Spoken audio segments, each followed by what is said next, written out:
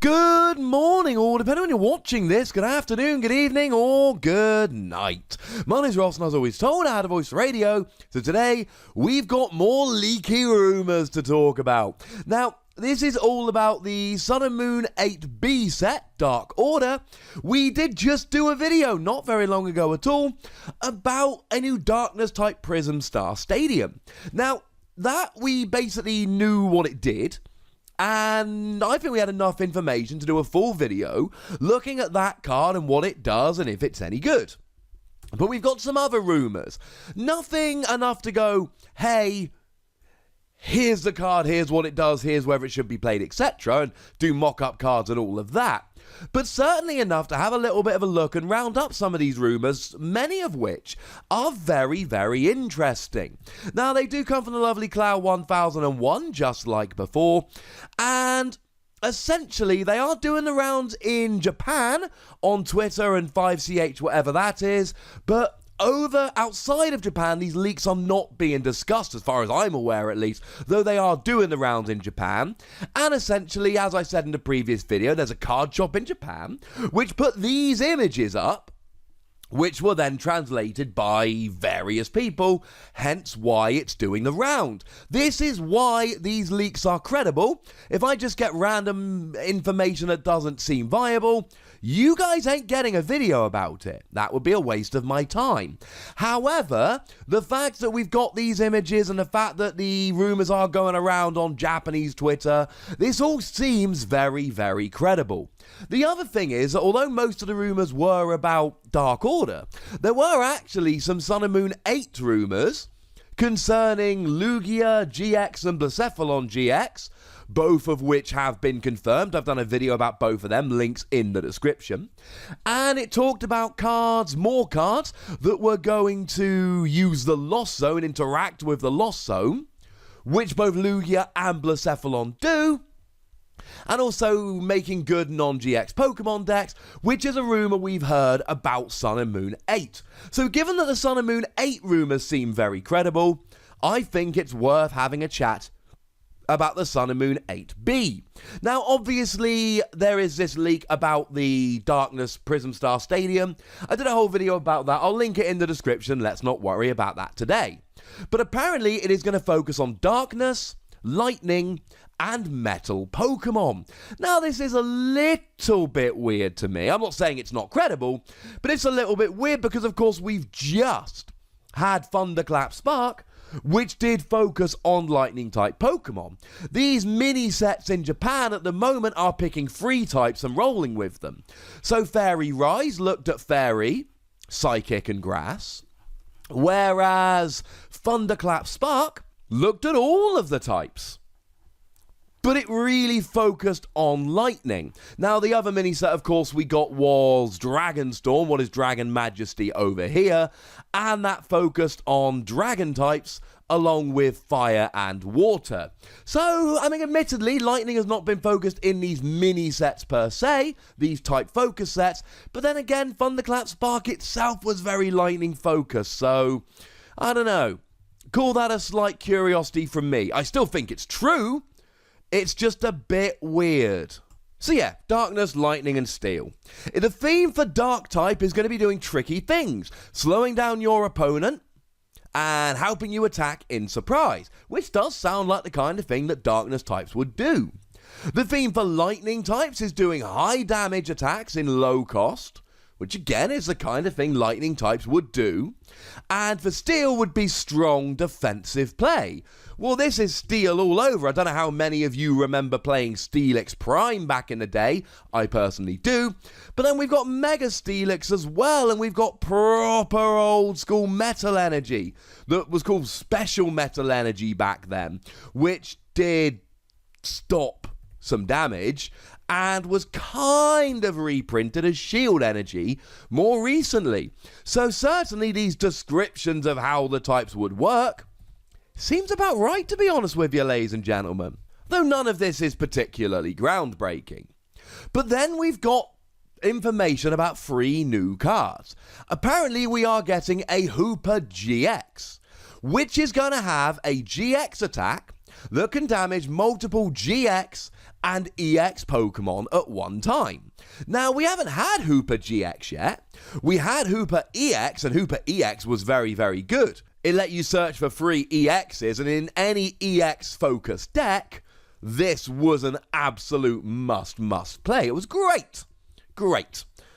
Also, I'm going to assume it's the Unbound form, because that makes the most sense to me. Hey-ho.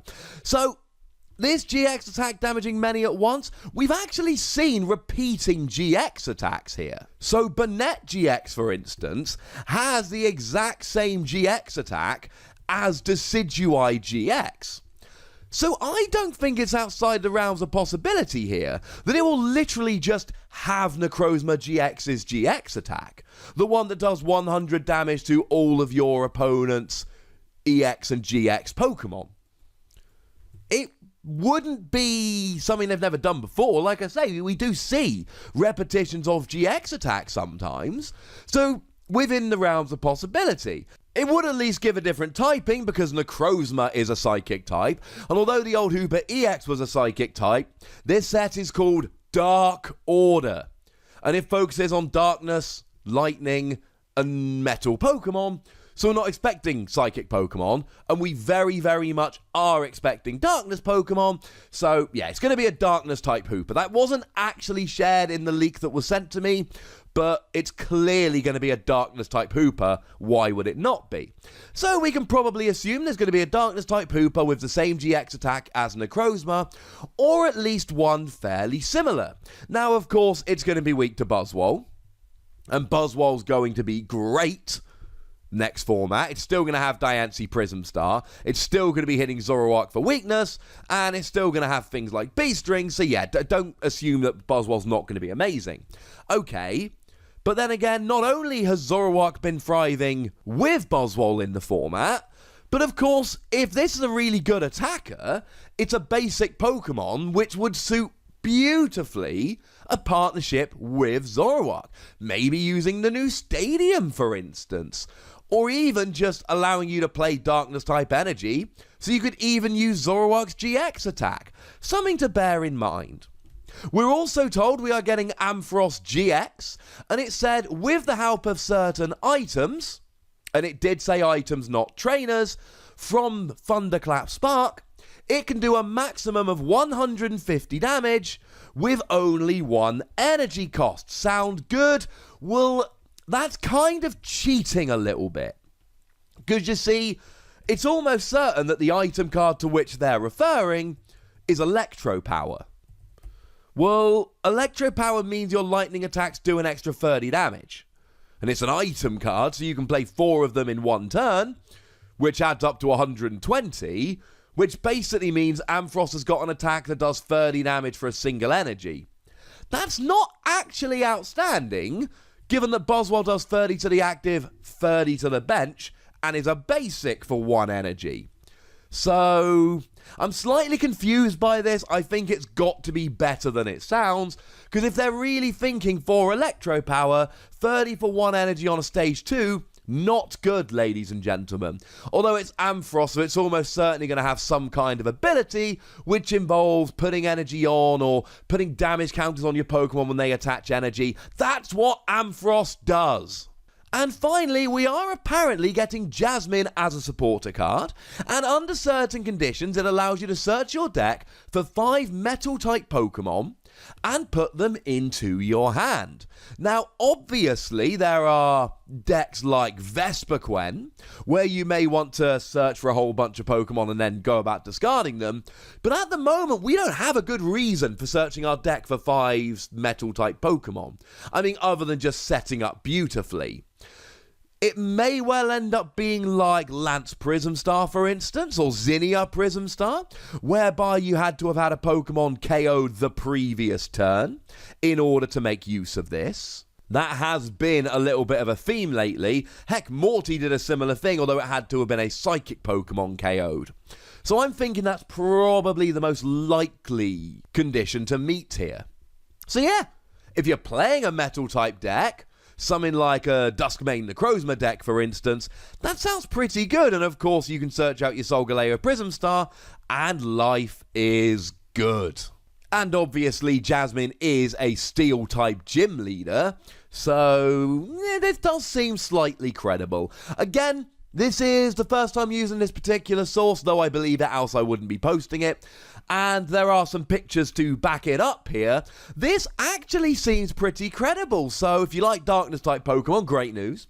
If you like Ampharos or Jasmine or Hoopa, great news. As always, when this information is confirmed, when these cards are revealed, I will be doing analysis videos of them, showing you how good they are and all of that jazz. But for now, I want you to tell me what you think of these in the comments section. Are you buying them? Are you excited? Are you skeptical? Let me know. Go nuts. But remember the rule, ladies and gentlemen.